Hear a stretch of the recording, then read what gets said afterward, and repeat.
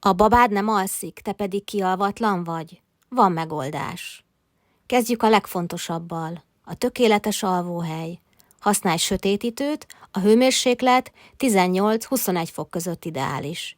Egy megnyugtató hangforrás, mint például a fehér zaj, eső vagy tengerzúgás, egy kellemes altatódal is csodákra képes. Fontos az esti rutin is. A fürdetés, mese is egy altatóbarát.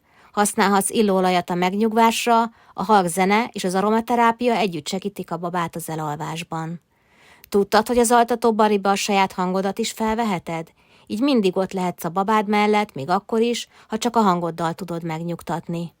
Minden bari természetes gyapjúból kézzel hímzett részletekkel készül.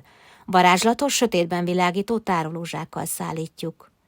Több tippért és a legcukibb alvótársakért pedig látogass el a vulitoys.com oldalra. Neked melyik a kedvenc alvási rutinod?